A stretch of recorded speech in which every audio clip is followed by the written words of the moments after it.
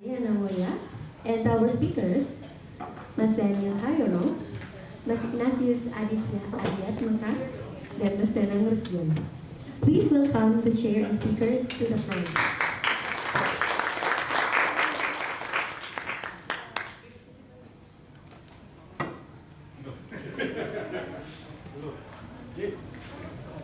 Oh ya kan, saya baru di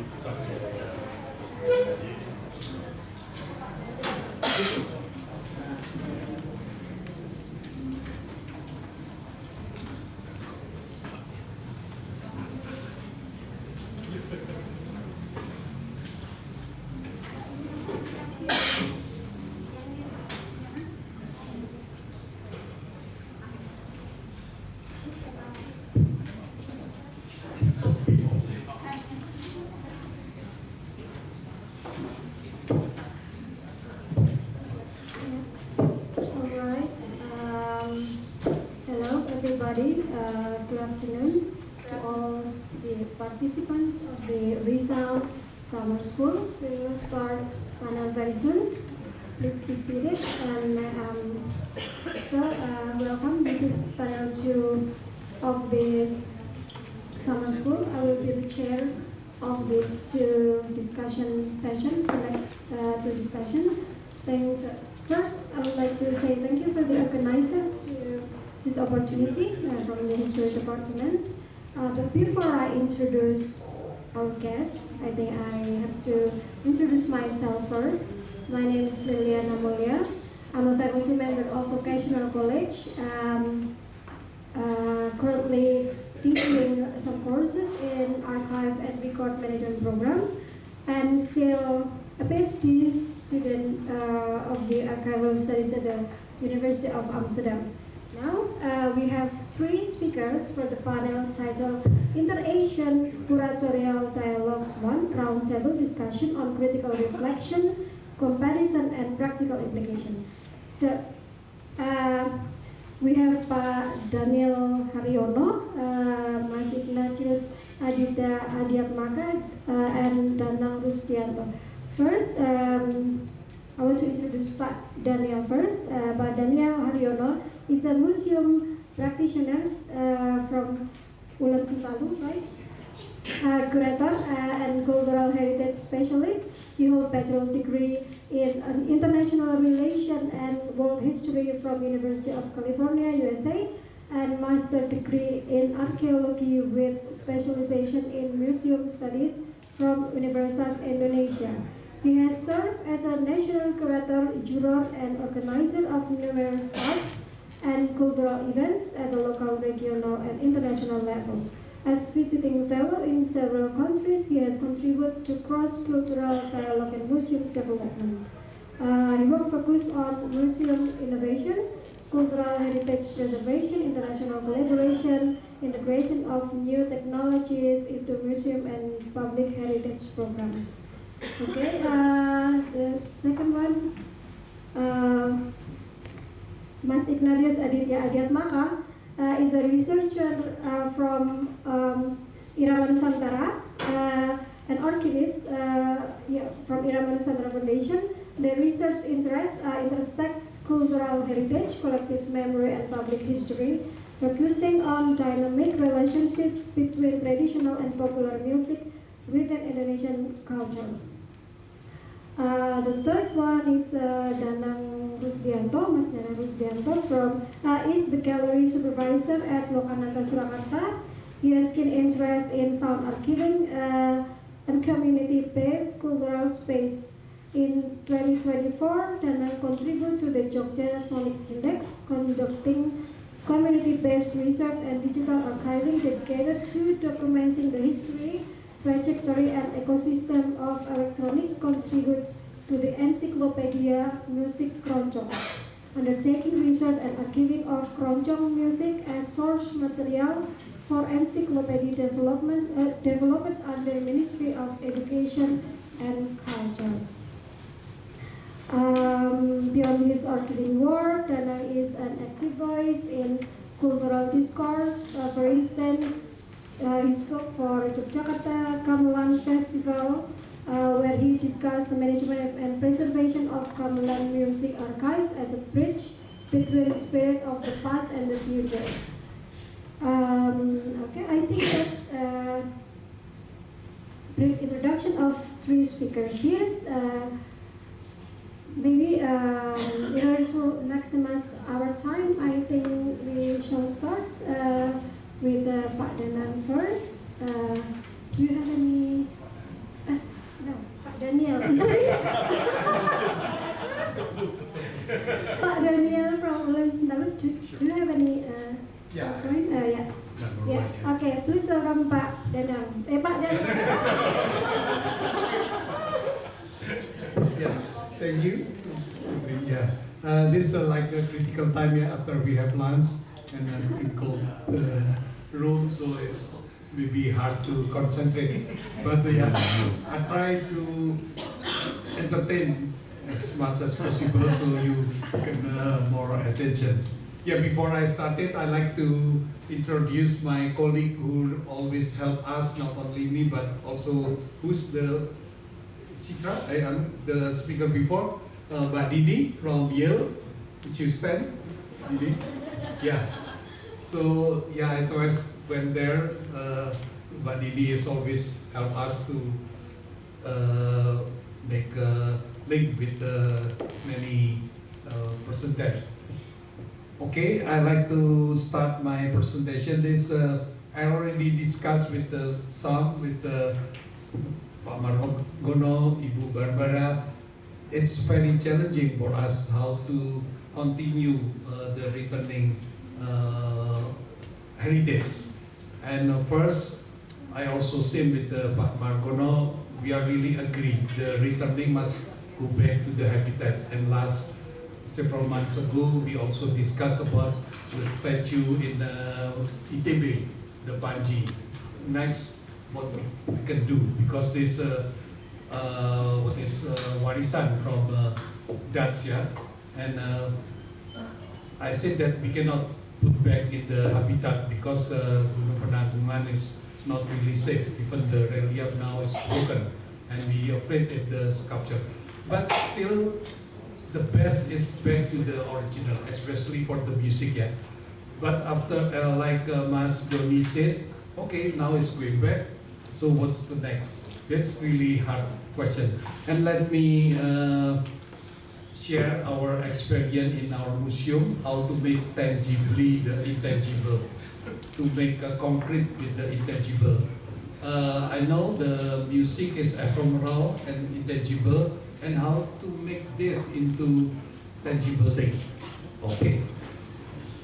Oh, yeah, number one. Start from beginning, yeah. That one is okay. Yeah, the first museum oriented or the theory of the old museology is something like that: to collect, to document it, preserve, research, communicate, and exhibit it. It's very linear. And make the object is so paramount, so everything is object. Like the music from Yakun says everything, not like that. It must be, we have to break down.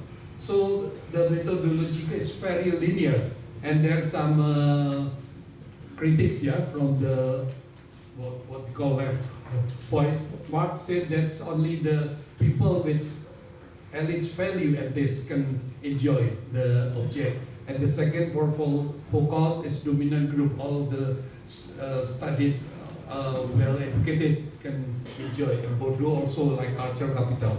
The next one, please. And I learned the museology, some from, fortunately from Rembrandt Amsterdam, and also from Leicester, yeah. From Rembrandt, try to develop from Van Messia is about the interconnected. Now the world is not dependency or independency, but interdependency. So in our object, in our museum theory, I try to make Yakun's sound. It's like museum object. So we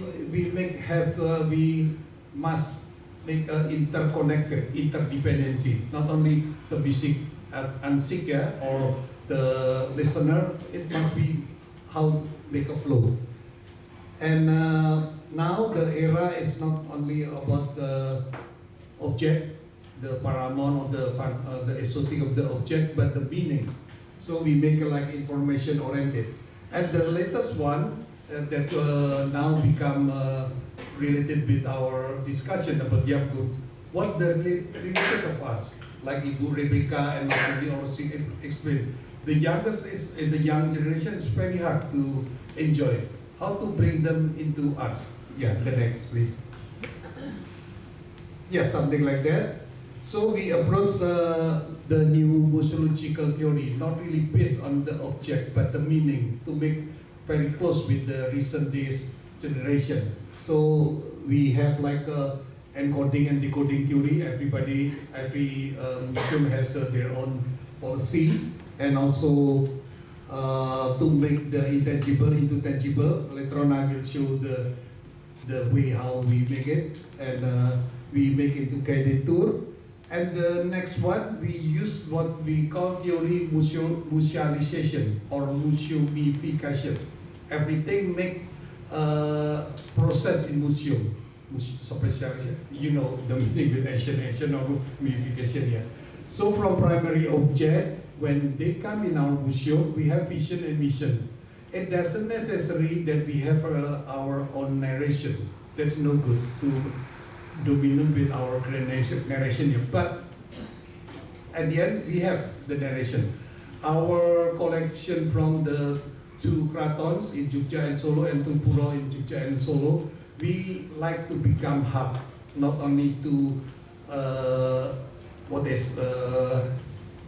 exhibit the collection by meaning of the hub. So we have to be very equal, adil ya, sama rata. We cannot expose Kraton Jogja because we are in Jogja, or Kraton Solo because Solo is the oldest, not like that. So it must be equal hub.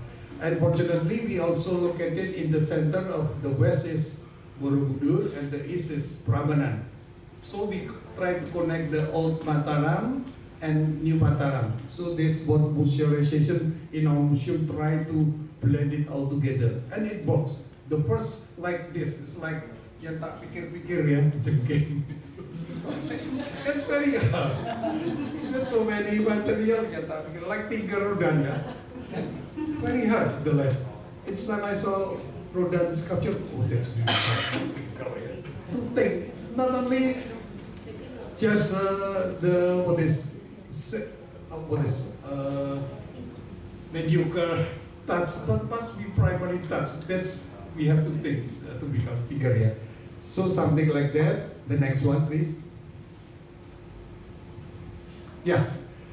First, we got the pies, the haute couture wedding gown of the Japanese. They're so beautiful, and it has many meanings. So no wonder, yeah, why wayang, batik, kris can surpass other nations, because so many philosophical. And but we cannot do to make a sitter, and we explain every detail, yeah, of the pies. The sitter will be falling down, it's very tired. It's not like in Titanic, Jack and Rose, you must be stay still and you drop. It's not like that. So we make the many meanings in the haute couture pies wedding gown into painting. Through painting, we can explain maybe 1 hour, 2 hours until you feel full, yeah. Yeah, and usually some people have hour, and I will show you the description here. To make like that, to make a life, we can tell more story, not with the sitter or the model, yeah. And the last one, we make into dance. So what we call living heritage. I don't know, with the music of Yakuts, hopefully we can transform, yeah, not only listening, to transform into some kind of the modern music or whatever we will think again. Yeah. The next one, please. Yeah, this the only small meaning, but maybe file number 2 with the whole meaning. Folder 2. Can you explain? Yeah. The next one is done. Yeah. This only common description. Therefore, the two in the ESB. Final one you open already. Okay, well, we are waiting. Yeah, we have so many meetings of the iconography, semiotics, and everything about the wedding gown price. Now back to the what we do with the Yapun returning heritage. First, like Mas Doni, Pak Doni, and Ibu Rebecca already explained, I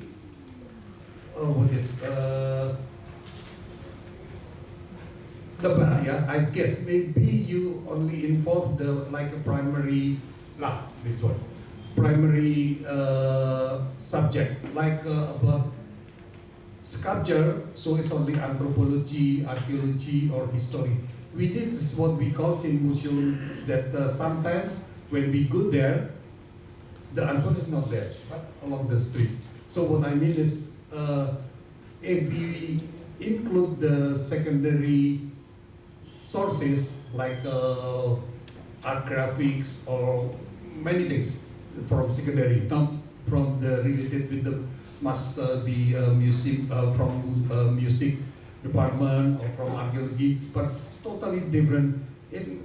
It can go to our what we want to do. That's what we have experienced. Sometimes the answer is not from the archaeologist or anthropologist or historian, but from some art graphers. He can come out with something, especially young people, just sometimes out of the box of the idea, but inspire us, and that's the answer. And we have a lot. And we can break that our sources is primary sources, because it's budaya tutur. From the ladies in Kraton and Puro, it's like grouping, Pacific, and we make a recording. And this we can construct into with the photos, with the storytelling, and also with some pictures. And that's not from the archaeologist or historian, but with very ordinary, maybe with the quote unquote the staff around the Kraton. Oh, this is on the grouping, through the gossip, something like that. But the answer is from there. But unfortunately, we cannot publish our diary about Gusti Nurul, so deep, so beautiful, and we don't want to hurt anyone there. So we keep it on that. But if you like to know about the love of the late President Soekarno, the late Hamengkubuwono, when I asked Gusti Nurul, please make a one word. What about President Soekarno when he expressed your love? President Soekarno is harum, wangi in English. Fragrant. Yeah. And what about Arso Dalam Sultan? He is not brilliant. He like has a pearl in the mouth, so every word is very good. But Bung Karno, little bit necis, ini necis, necis, rapi, wangi, and suka beri coklat, like the Caesar, little Caesar. And what about who's the other from Padang? Syahrir. Yeah. What about Syahrir? In our words is lebay. He likes make a poem, love poem, but Sidurul not really like, because she likes Japanese. So that kind of story, it seems it's not really related, but it opens how the outer beauty and inner beauty of Gusti Nurul, something like that. And I believe some the music legacy from Yakuns, we have to take, not metaphysics. We have to promise, not to because some sources from the, especially from the origin place, very light, especially Jawa, share the story with metaphysics, all like something like that. Oh no, forget it. We have to think logically and through the university, so we have a methodology how to break down the music. And I strongly believe that someday somehow we can get many stories from this music, not only about the music per se, yeah, but about what at that time happened like this, like Pak Margono, yeah, just found the letter that totally different, but it will bring different story. So I like to close my sharing. Perhaps you from what is history department, you know about Les Annals, yeah? Yeah. So we will use Les Annals from Rodel of Ebria instead of methodic from Range. We need to know the setting, not only the archive or the data. So when we know the setting, so we will enjoy very much. And I believe the youth also can enjoy. If only the data, this from this like that, this very methodic like the old paradigm, yeah, of the history. And yeah, we need interdisciplinary or intradisciplinary, I don't know what is the strong word, to work together. Not only monopolized or dominant by historian or musicologists, no, we have to try to cross so many. And I really thanks for Ibu Barbara and the team and Pak Margono, Pak Wahid, Mbak Vidya yang is so patient, try to, because I know this really challenge, but I want this. I already start, and hopefully tomorrow I can join Ibu Vidya a presentation yeah, about Chinese opera that already gone from Jogja because Beijing. Almost, yeah. This I found the last player. This about 20 or 15 until 20 now, 3 left.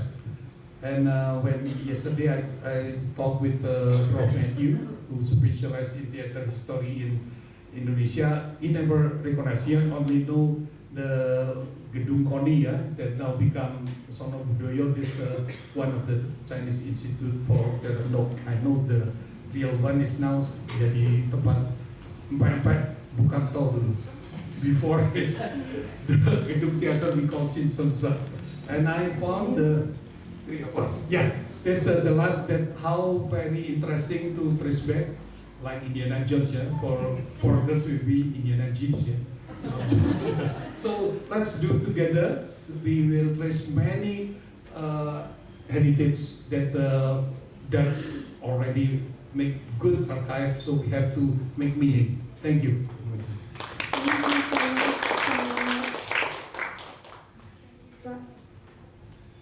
Thank you, Pak Daniel. That's really interesting. I found new word, museumification, right? Yeah. Is that your own word? Publication. Okay, that's really interesting. Also, Musealization. Musealization of museum. Oh, okay. Process of like the museum. Okay, yeah. It's probably we can talk about it later. We continue with our second speaker, Mas Ignatius Aditya Adiatmaka from Irama Nusantara. I'll give you probably 15 to 20 minutes to deliver your. Probably you can underline your key points of your recent project or something, and you can continue with the third speaker. Okay, time is yours. Please welcome Pak Mas Ignatius Aditya. Thank you. I will be quick because I'd rather have a discussion, and as I more prepared to do a roundtable discussion. So, to understand why the initiative or Irama Nusantara was necessary, we first have to look at the institutional blind spots of the past. For decades, sponsored heritage programs in Indonesia have been favored traditional arts and colonial histories, including Yakkun's, because Yakkun's very distinctly popular culture back then. And popular music specifically from the incredibly prolific era between 1920s and 1980s was largely ignored. It was dismissed as a merely commercial entertainment rather than valuable cultural artifacts. The systemic neglect resulted in a serious lack of public access, but more importantly, it caused cultural severance because these records were locked away in expensive private collections. An entire generation grew up disconnected from the auditory history.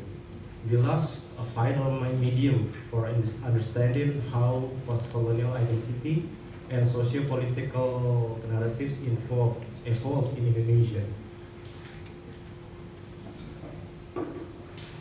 So, in 2013, Irama Nusantara was founded as a direct response to this crisis, but as an independent initiative with limited funds in the tropical region. They could not rely on the traditional museum model, which requires purchasing items and storing them in a prohibitively expensive climate control facilities.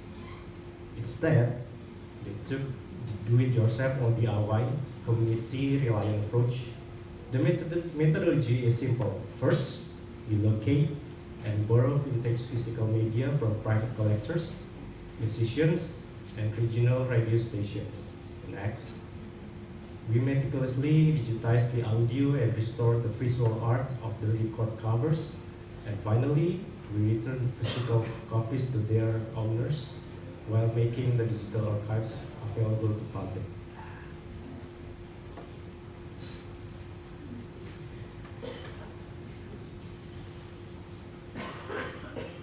And here's one of the example of the visual archive, because besides the sound itself, we also archiving the visual aspects of the records, and just by documenting the data in visual sides of records, we can examine many information from the text and also from the visual, from the design. And at this year, we also surveying one of the collection in Haryadi Swadi. Haryadi Swadi is a lecturer and also artist from ITB. And he kind of a maniac of prehistoric, pre-independence popular music. So he has a lot of archive in pre-independence era of popular music in Indonesia, and we try to examine many information from that and also do the digitalization.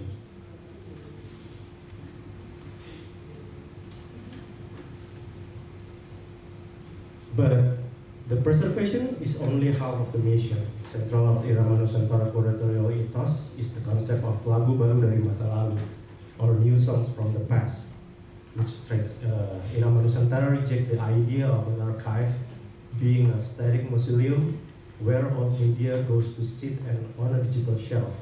Instead, we view their archive as a dynamic catalyst for today's culture. For us, true inclusivity doesn't just mean giving people the ability to listen, it means actively inviting the public to participate and interact with the history.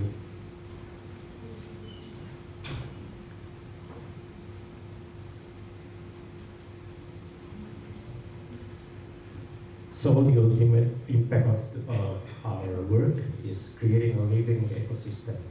Irama Nusantara actively encourages younger generation to dive into the archives and use this historical recording as raw material for new creations. Whether a student is using them for academic research, a filmmaker for a documentary, or a modern musician is sampling these tracks for a new song, the history is being kept alive. By framing these historical recordings as new discoveries for generations that never originally experienced them, it's successfully bridging a massive generational divide, and also it transforms a passive repository into an attractive and collaborative cultural ecosystem. So if you want to find out more about Irama Nusantara, please visit iramanusantara.org. Thank you.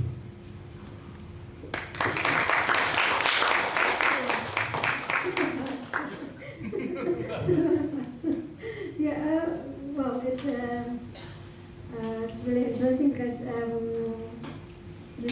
digitization of both of popular music. I think this is happened to that's project that did by a lot of institutions also that provide control information, digitization. But yeah, maybe we can talk about it later.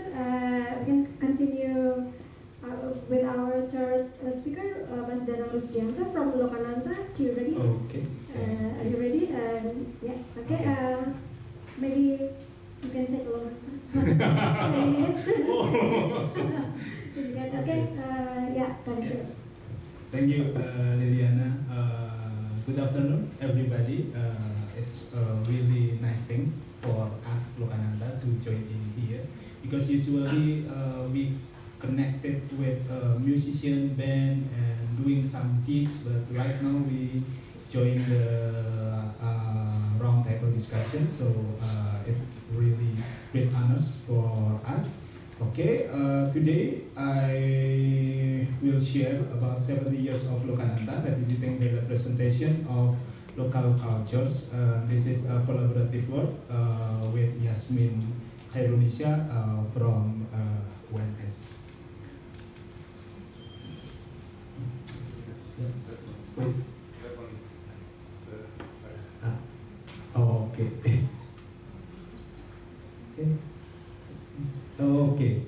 To start the presentation, I will give a basic question, especially for everyone who maybe never heard or heard for the first time about Lokananta. What is Lokananta? So it's began from 1956, it's established as a state-owned record pressing to create audio documentation for Radio Republik Indonesia. And then 5 years later, in 1961, it changed into a commercial record company until the late 1990s. Because the changes of technology and the pattern of consumption, Lokananta stopped operating and got bankrupt.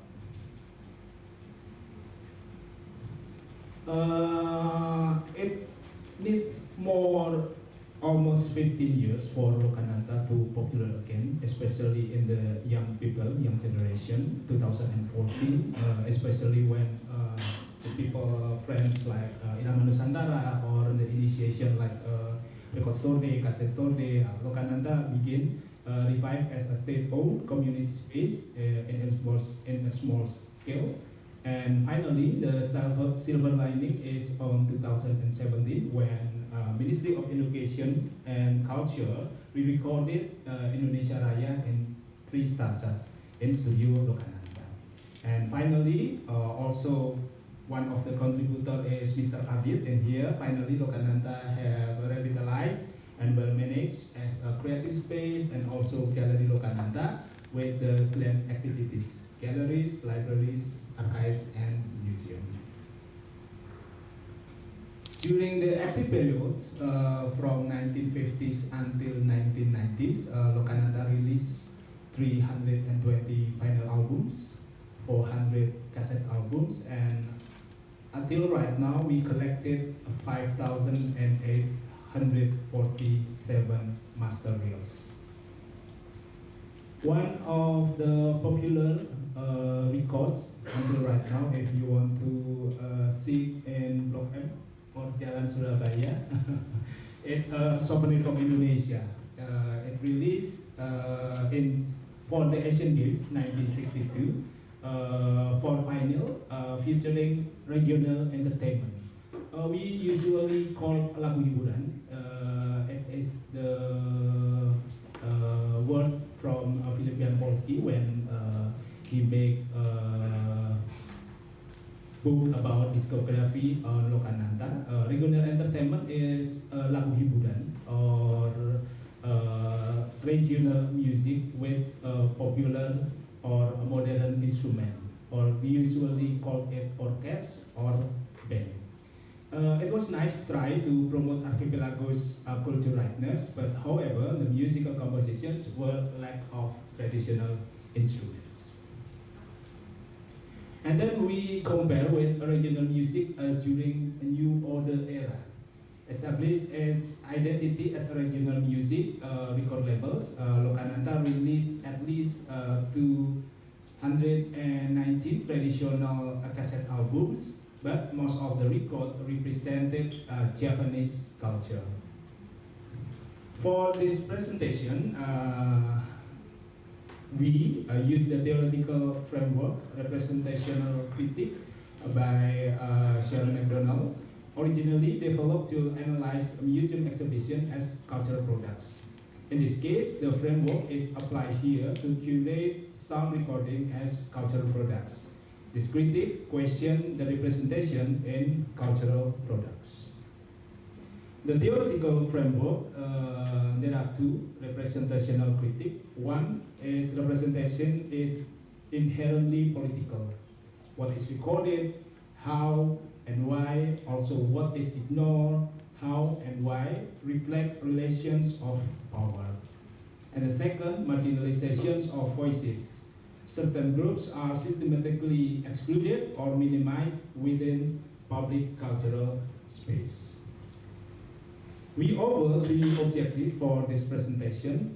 First is identify the forms of underrepresented local culture throughout Lokananta's history as a state-owned record company. And then second, examine the consequences of the underrepresentation. And the last is propose directions for moving forward.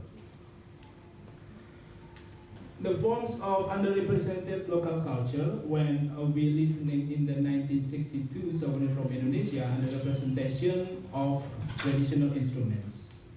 Otherwise, in most of Lokananta works, under representation of non-Japanese cultures.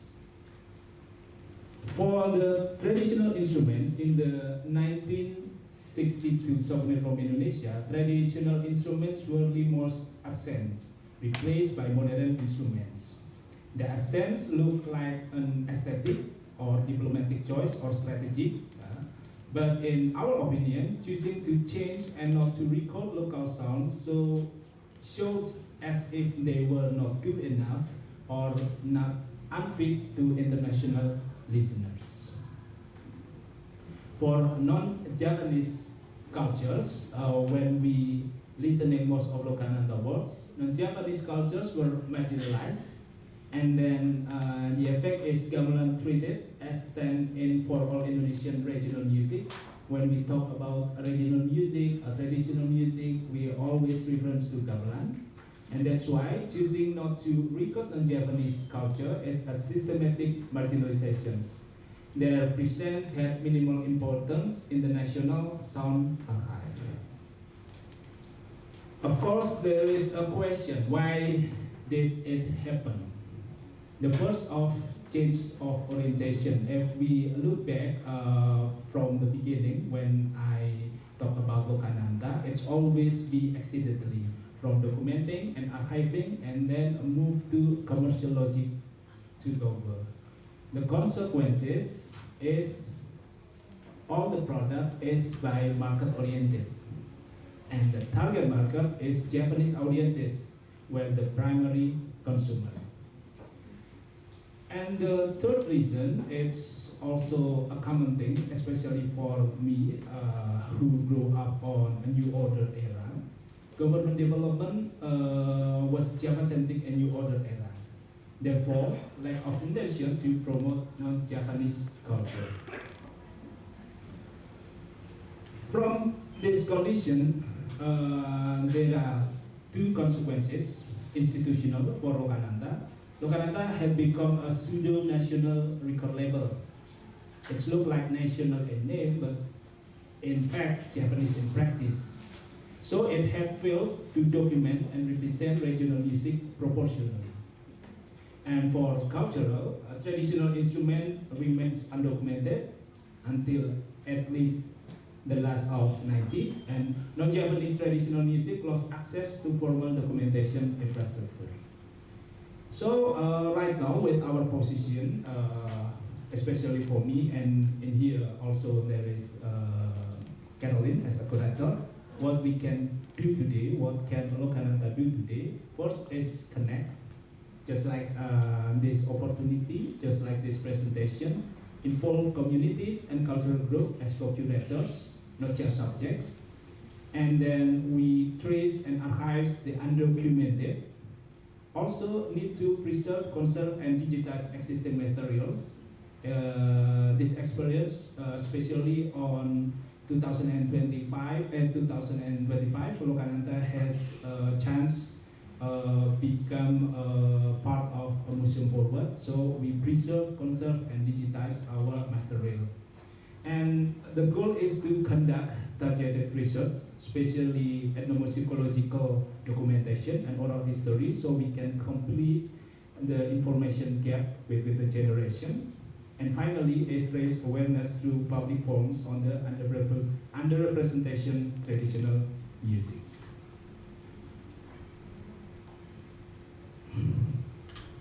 From this presentation, our conclusion is over 70 years, Lokananta's catalog reflects not just what was recorded, but what was deemed worth recording. Unfortunately, traditional instruments and non-Japanese culture were not really on the list. A state-owned institution meant to represent Indonesia's cultural diversity, but in fact, it became a Japanese archive. This is a representational failure shaped by commercial logic and political alignment. So what we have to do is, together with local community, do the archiving work. Finally, we hope this study can be a moment reflection, especially in this year, Lokananta will be 70 years. So Lokananta can still give a contribution toward more inclusive practice in archiving regional music traditions. Once again, my name is Danang Rusdi. I like to archive music and cultural management. I hope we can collaborate in the next future. Thank you very much. Thank you, Pak Danang. It's quite interesting and also for us. We have a lot of time to discuss this.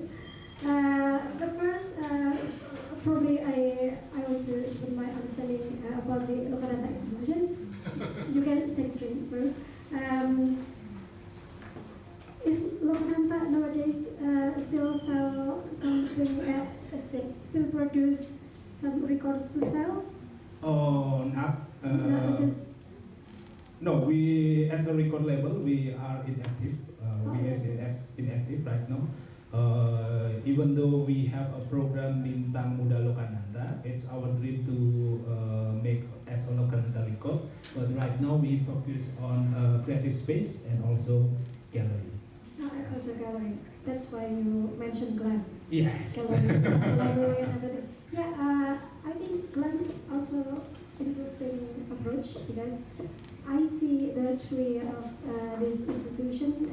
We call it like a community archives, like a community that work collecting the archive in a specific interest, music, art, and something, etc. But we like other institutions that provide cultural information. Do you also like have similar challenge, like how to bring that collection to the relevance of life nowadays?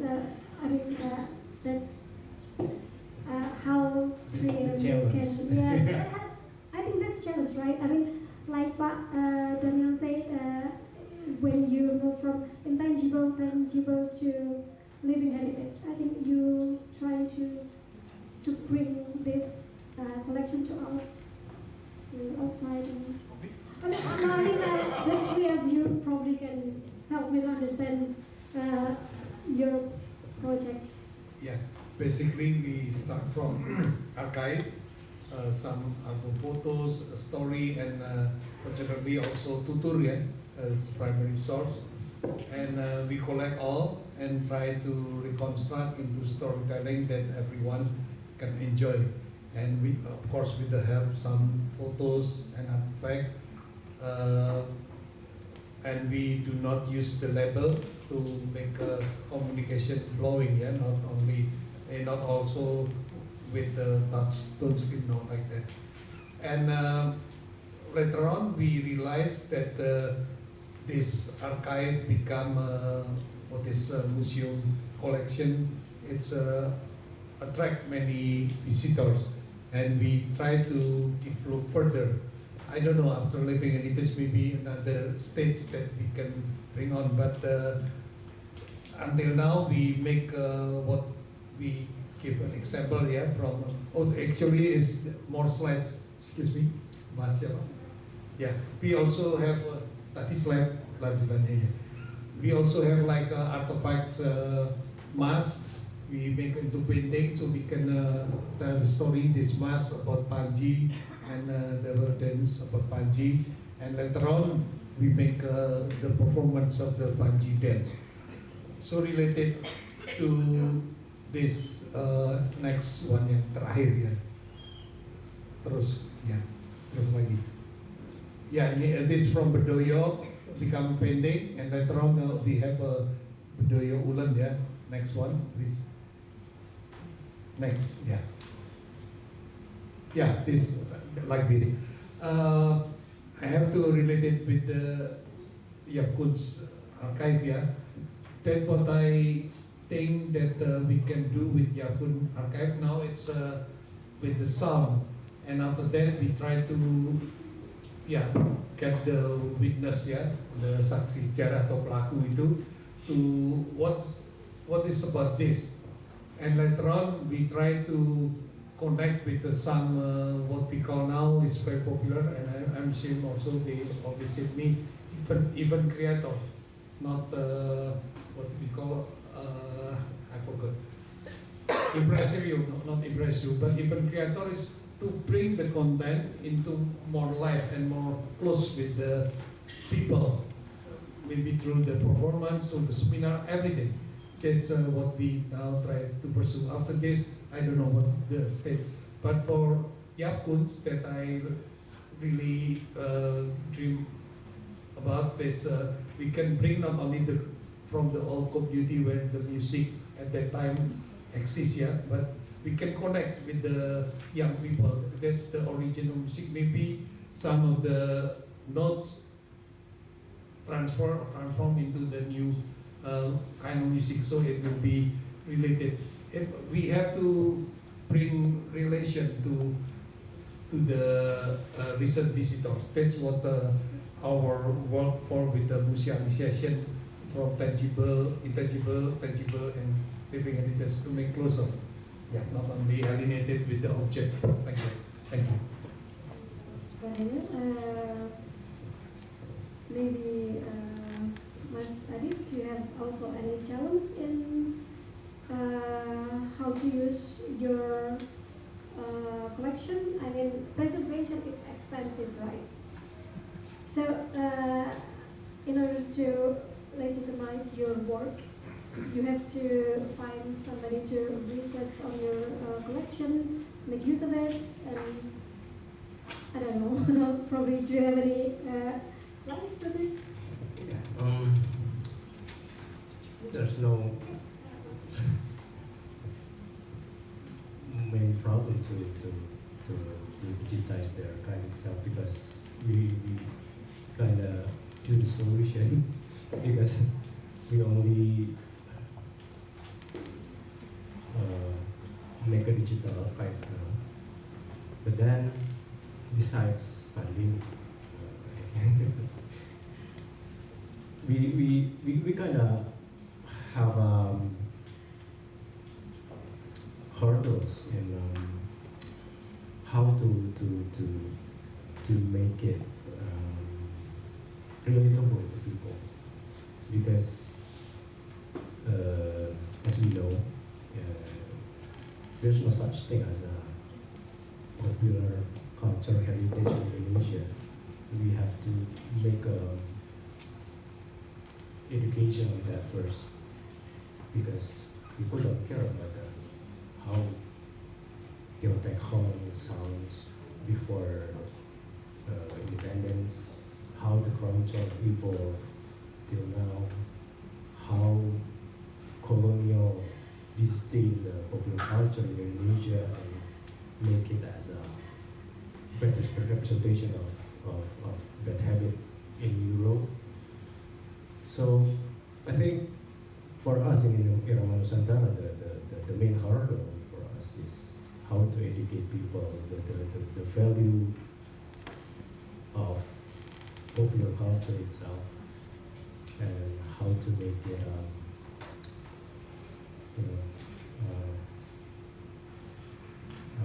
part of the heritage in Indonesia, because we also don't have any formal institution for that, right? Even cinematic in Indonesia owned by not owned by the government. Yeah. So I think the hardest is Yeah. how to educate people about the value of popular culture. Yeah. So right now everyone can access your collection. Yeah. Yeah. That's why we open the access. Yeah. And so, Mas Danang, do you want to add something about this? I think from Unstalu or Dana Nusantara or me and our team in Lokananda, we have our own problem, and thanks to the media right now, because for us after revitalizations, when we make an exhibition, it's a good positive response from the audience, where the target market is a Gen Z. Even though they do not understand about the content, at least when the display is good enough and interactive, they like and they respond. Just like when Irama Nusantara made an exhibition in Lokananda, dari Kota Dr. Plus, the content is it's too political, it's really hard, and maybe there is a gap generation, but they like with the color, with the music that they never heard before. So I think the exhibition is a chance to promote an old song, an old movie for the young generation. Of course, just like Adit said about appreciation, I think it's not just for music, for any kind of.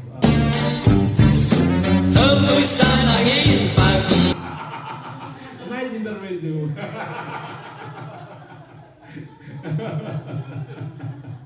Yeah, so I think because in here, from our experience in Lokananda, when we talk about music, when we talk about movie or popular culture, we just let us to entertain, not to talk about it, not to talk about music, not to talk about the histories, not to talk about the story behind the song. We just enjoy the song, just go to gigs. So that's why when we meet with the young musician, we usually share just like this, so they can learn about what happened on the last of music industry in Indonesia, so they can prevent, because right now the challenge is more complicated. I think that is that I can do. Thank you. Thank you very much. Now I want to invite for the discussion probably 2 or 3. Okay. Okay. Probably students. Student first, yes. Student first. You can briefly introduce yourself and. You can introduce yourself briefly, and please let us know if you want to ask, if you're directing your question to the particular speaker here, to Mas Danang, to Pak Daniel, atau Mas Aditya, and then, okay, come on, you can also. The second is Mbak Widya and also Pak Mardhani. Okay, silakan. Thank you. My name is Ramin. I'm an undergraduate student in the History Department of University of Gajah. I have a question for Mas Aditya. You mentioned that one of the process of your work in Irama Nusantara was locating and borrowing vintage physical media. And I would like to know more about that process. Firstly, how do you locate and find the collectors? And how do you know if someone has an important recording or archive? And then secondly, since the music archives are rare and hard to find, has there ever been any resistance from the collectors? And has any one of the collectors that you contacted decided to gatekeep their collection and maintain the exclusivity of their ownership? Thank you. Okay, second one, Olivia. Yeah.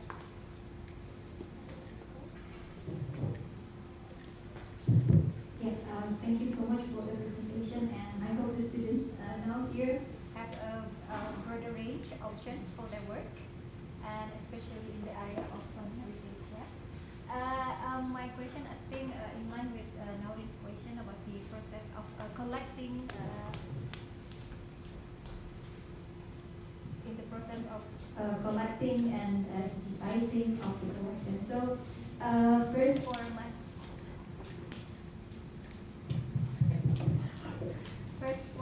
Mas Adit, I'm interested in the recording collection, particularly the colonial one, or you mentioned the pre-independence, from the pre-independence period.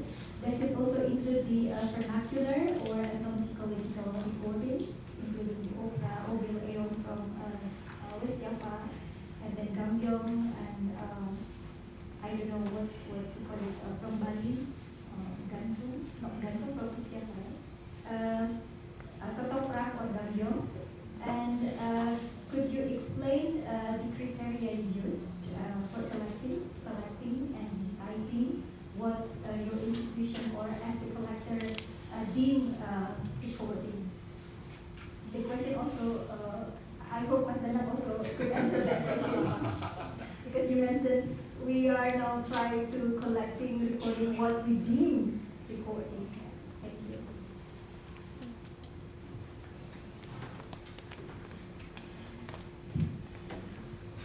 Okay, thank you, Adila.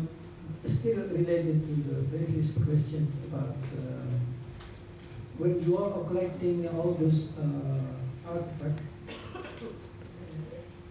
do you narrowly focusing on the sound artifact, or you also add it with additional information like documents, information about those? Because the collector usually also has a lot of knowledge about their collection, and then also perhaps sometimes at the same time also like magazine, like other information about the collection also. So whether you also include that at the same time to provide. Of course, when you display that whole collection, you need to curate, you need to describe all of this collection to make it more interesting and attractive. So, question. All the three of you have, because all of you are also has problem with the collection. And it's interesting to see the concept of musealization. Of course, all of you also dealing with this musealization, how to make collection of the museum become more interesting, and not only the visitor, or in more particular, recently somebody who has special interest of doing research, for instance, want to see access of this collection. How much is your experiences dealing with this kind of situation?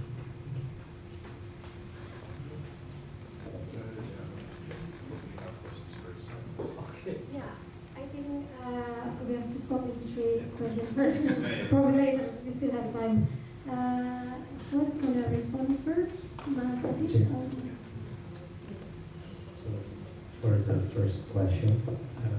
How will we locate the collector and also the valuable collection? It is uniquely in Indonesia, I think, because we only have to find one seller and he or she will know because the connection and because the networking is kind of neat in Indonesia between the collectors and also the sellers and also even the listeners. So we don't have any hurdle on finding the valuable collection out there because the networking is kind of neat in Indonesia and it's kind of intense between them. They usually have their own group, their own mode of communication, their own club maybe, their own regular meetings. So yeah, from the I like to call it infrastructure. From the network infrastructure between the collectors and listeners, we kind of know how to locate the valuable collection for us to digitize. So after that, is there any rejection from the collectors? Till now, no, because they kind of have benefits also from the digitization because before they have to sacrifice their own vinyl to listen to the song. As we know, vinyl is degrading, right? From when we listen to it, it's degrading. It's time we listen to the vinyl on this Shala, it's degrading. So when we meet the collector, most of them is kind of open to the digitization. What becomes a problem for us is they kind of need to, they kind of want to be recognized by us because they want a credit for the collection. But for us in Nusantara, that's not the public consumption. We don't have to publicly announce who the collector is because our main mission is how to open the access and make it inclusive. So we have to make a deal how to educate the collectors, how to make them understand why they don't need any credit from what they do because Irama Nusantara itself only open the access, but if we still have this documentation about the collectors out there. It's only because we kind of want to make it people that come to us. If they want to know more about it, they can request the information. But we don't announce it publicly. So that's the main problem. What is the category from Pamagono? What is the category or what we archive? From Batik, we only archive popular music. What is popular music? We kind of define it as any music that has been recorded and also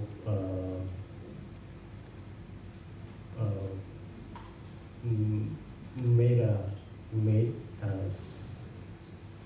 as a commercial product. So if you ask about the vernacular music and also the traditional music that are beyond the codes, I think we don't any music yet to documenting that kind of music because we kind of know have to focus on the popular music that are being recorded and being sold commercially back then and now, because I think that's in Indonesia. We kind of fill the gap because in Indonesia there's no such thing as a archive of popular music. To Pak Margono, we included others than some, yeah, exactly. And I'd like to discuss about it, if, for Vincent or for Barbara. Is music sheet or music songbook is a music itself, or is it a sound archive or not? because we also kind of try to define it, divide it as a sound archive also, because it doesn't mean anything if you don't sing it right. The song book, the notation, and in Irama Nusantara we also have an interest on that, and also the magazine, because we also try to collect any contextual information on music, and we try to make a bridge between the sound itself to the text archive, from magazine, from books, from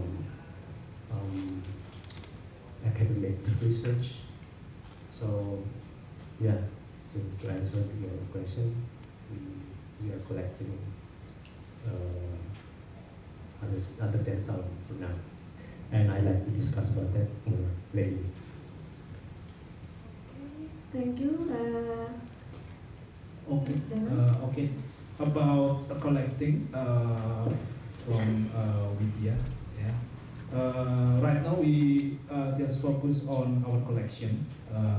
We try to complete the information from any kind of source. I really interested with what Rebecca and a friend do, because I imagine when I came to Lokananta in 2014 and then get information that all this music was recorded on every station Radio Republik Indonesia, and then I imagine why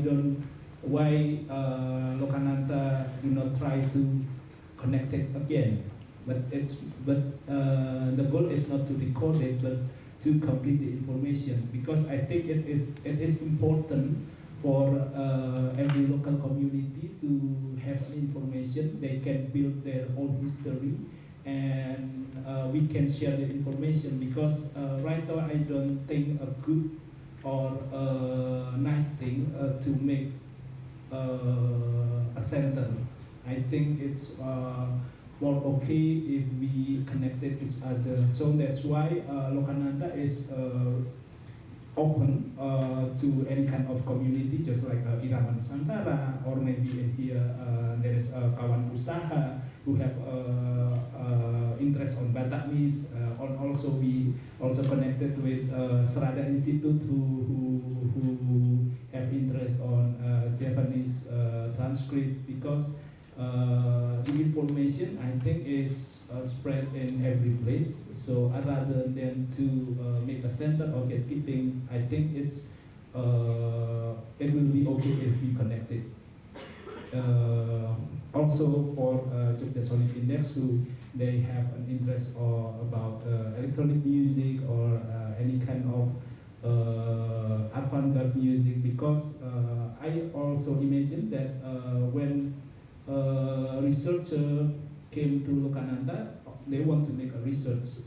When an artist came to Lokananta, they want to make an exhibition. But I also imagine when a musician goes to Lokananta, they can also make a new work of art based on the archive.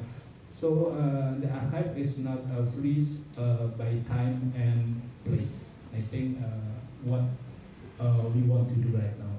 Thank you. May I? How if our student would like to do a research in your institution actually just like a standard administration. But right now we have connected with Tata Kelola Seni or ISI Yogyakarta, and then a few last semester we also connected with Yasmin with the history education.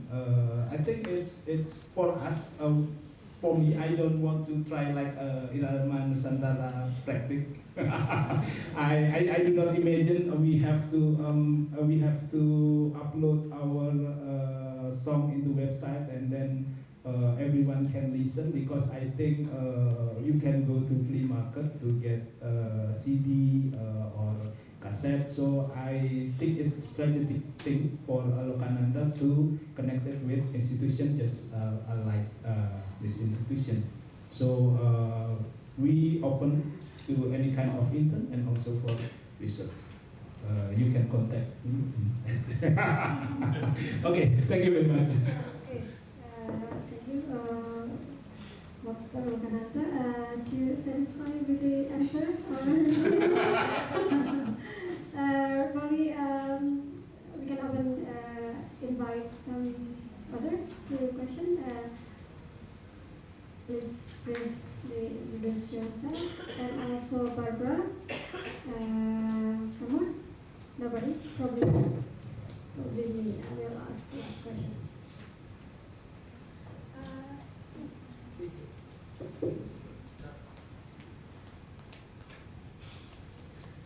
Hello, my name is Curatorial from the University of Amsterdam. I found this a very inspiring panel. Thank you to all three presenters.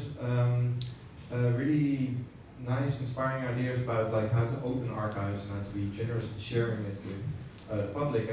And talking to curators in the Netherlands and probably also in other places in the world, you usually hear more about like the problems. It's like, oh God, if we open up, things will break, and we're meant to preserve heritage. That word again.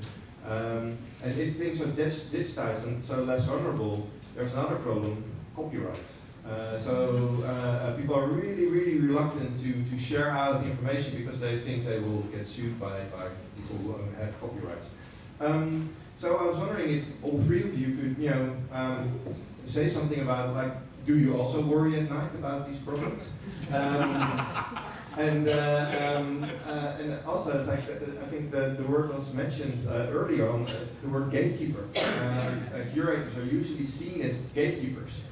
So I would like to ask you too, it's like, do you feel comfortable with that word?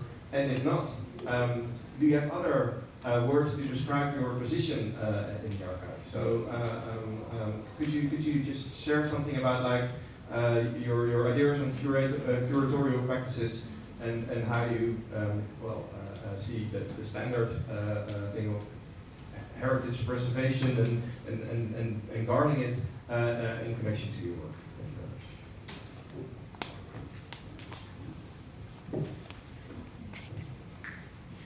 Thank you very much. Thank you also for me. Thank you for a very interesting combination of papers that gives me, as a curator of collection, also very much inspiration. So I really hope that we can continue the conversation in informal ways in the coming days. I have a little bit of a different question that is partly already answered, but maybe partly already not. I feel that all three of you also address the gaps and the silences and the absences that you want to kind of also compensate for, maybe even as a sort of, grassroots, reimagining way of doing things. And what occurred to me with Daniel, of course, the new museology and the old museology is the linear and the circular ways of interacting, which appeals to me very much. But also, I got the feeling that Mas Adit and Mas Dana, you basically describe something contradictory, I think, because Mas Adit talks about the fact that, which I think is very true, that there has been a neglect of popular music, especially in this tradition of Kunst, who only wanted to record the pure and the authentic and the, static, what he thought were specific forms of music that were untouched by outer influences. which is a very colonial idea. So in that sense, it's very important that that is sort of broken, and that your collection fills that gap. But then I hear from Masdana that actually your archive is collecting lots of music with global influences and global appeals, and that actually the local traditions are ignored. So I wonder how does that work? If you would get both of your collections together, would there then be a sort of a complete picture or not? It's just a deliberately naive question to ask how that connects between your institutions. Thank you. Okay, I think there's, yes, one more question from Ibu Citra. Yeah. Okay, thank you.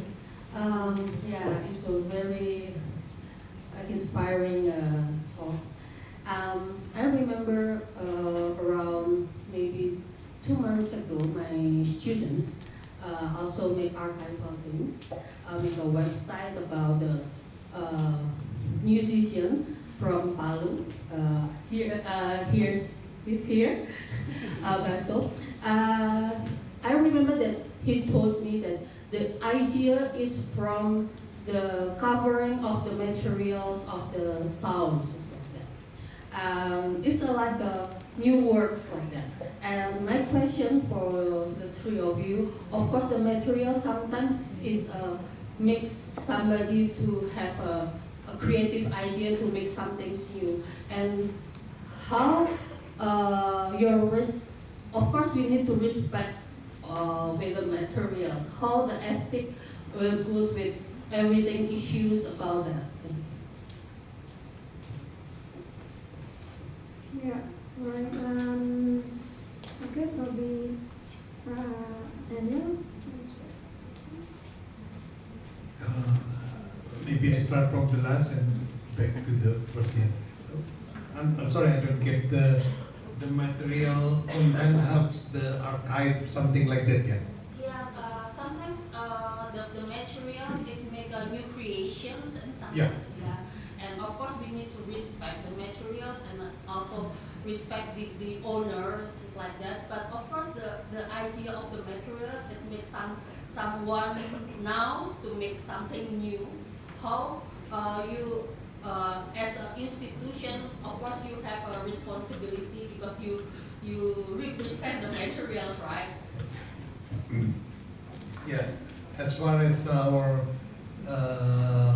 knowledge with the ICOM rules, museum have a mandate to make a narration, yeah, as long as not shaky, because people will not pay attention anymore. They know that this wrong, mislead the information, yeah. And the way you did with the wayang, that's very interesting. That's the way it is to make a close. I know exactly you only want to share how pretty dull the archive, but you brought the kids, you brought the thing. That's like a wow. And Pak Wahid, yeah, already very polyglot. Yeah, that's why archive. Then sometimes it's like that cultural material become live material to connect. That's what we do with the musealization. Try to activate or to try to make alive with the collection, especially if we can bring the next step is to closer to this generation. This generation is really different with the old, yeah. And to answer, I'm sorry. Yeah, Vincent, yeah. This we have to continue our knowledge about to create the collection, no matter there's sound music or whatever. Yeah, I think like Ibu Citra do that. I really like to make a storytelling narrative, not only just the object. So yeah, we really encourage from Pak Doni, yeah, also with Ibu Rebecca to make alive with the collection with storytelling, especially with the ethno music, yeah, ethnic music. This music, Japanese is very hard to absorb. But if you have the story, necessarily sensational story. Yeah? Everybody will pay attention, and also like you give strength. That's why Indonesia declared has a megalithicum era. Other words, doesn't it? Because they have a megalith culture still alive over there. So that's what I try to describe, not only from primary expert about music or about archive, but from this event creator or art graphic to create the story. That's very now this generation is very active, and the ideas always come like out of the box. I'm always surprised. Oh, that's really good and very interesting. And to answer Ibu Barbara, yeah, that's what we try to do, and this is the new challenge. We can make a live or activate the archive photos or just storytelling, the tutorial, but now from music. Who knows, we can reconstruct like what is Les Annales, yeah, setting at that time, and hopefully can be enjoyed for everyone with many interesting stories. I believe from Nias is very interesting story, and also from Subawai. That's what I'm optimistic. As long as we include what we call is in the booklet, multidisciplinary approach, yeah, it will be very rich and very useful for everyone. Thank you. Mas Adi dan Mas Dan probably tinggal 5 menit.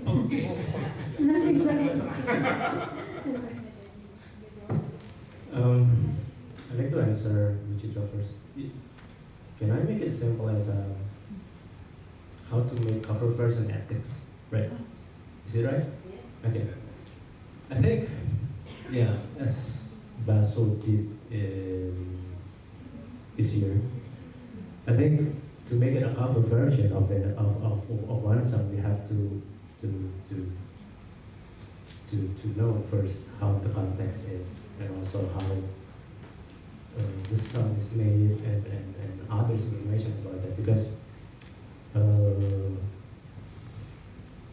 early on I discussed also with friends about militant music that are being appropriated by Sukarno back then, like so. So I think he will talk about more about it later. Yeah, there's a to make it a contextual. The cover version, I think, it has to be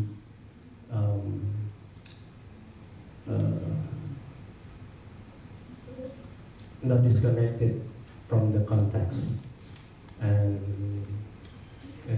the cover version itself have to be representing the original version of it. So yeah, to answer it simply, I think yeah, we have to attach the information and also the contextual aspects of the cover of the music that are being covered by people. To answer Barbara, the gaps, silences, grassroots, and how to connect it. I think there's a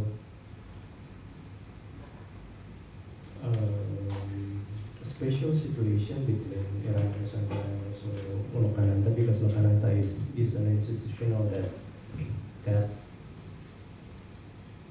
still exists till now, right? So I think Lokananta have to be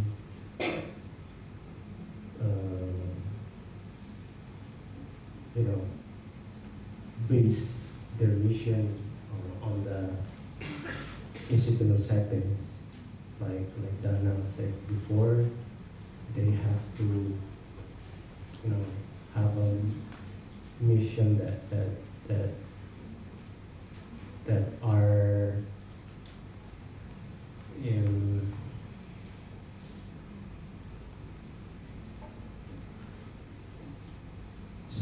being being a strategy to become institutional, like Lokananta itself. And if you compare it to Irama Nusantara is archive institution. It's not a commercial institution, and also it's not a record label. Lokananta is a record label. So I guess there's there's some sort of distance between us, because we cannot simply contribute to each other, because it's kind of different situation here. But I think there's still a chance, and we already made it. We kind of cooperate with some kind of exhibition, and also how to make a discussion on their archive and also our archive, and make it how to make it publicly. And to answer Vincent also, yes, we are afraid of copyright. But then in Indonesia, we kind of have official rules that can be used by that can be used by us to make ourselves and our archives not being,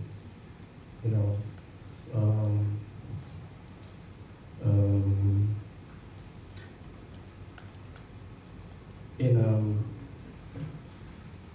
wrong position, because in Indonesia, if we are making an archive that are on educational purpose, it's okay to make it to post it publicly, and also in this context of popular music, because Irama Nusantara is non-profit institution, and because of that, we also make non-commercial archive from that, and also for regarding the technology, the technical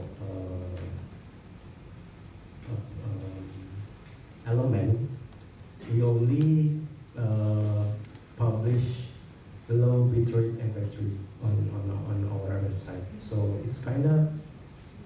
it's sort of a preview, so people cannot reproduce it to make it a commercial. So I think that's why we still exist till now, and being busted by the police. Okay, and my opinion, or we usually word ngeri sedap. Because actually we have to tricky about the copyright, especially for us when we made an exhibition. We usually have to connect with some LMKM and kind of like that. So I imagine, and my team imagine, that we create the exhibition based on our collection. And usually, so far, we don't have any problem from the family of musicians. Instead, they are happy because we can get connected. Everyone can appreciate what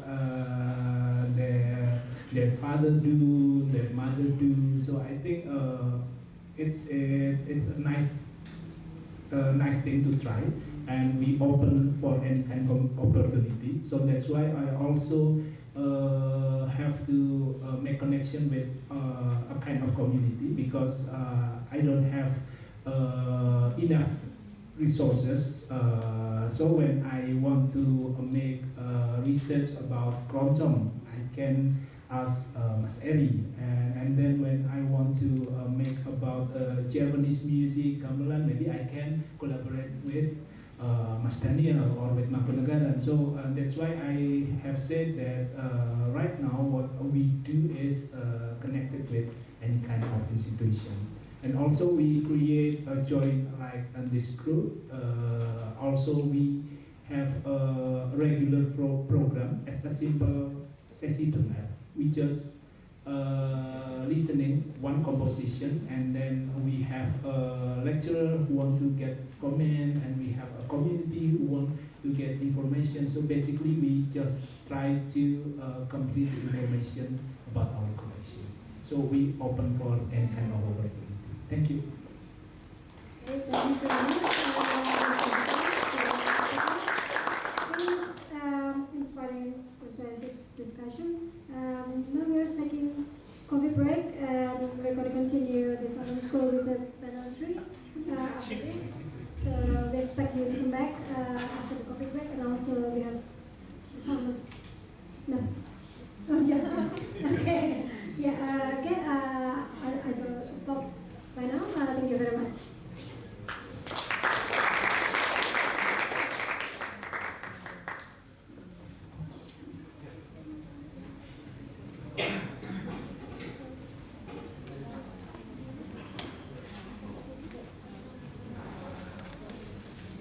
Alright, attendees, we are now having a coffee break, and please note that we will resume our proceedings in 15 minutes.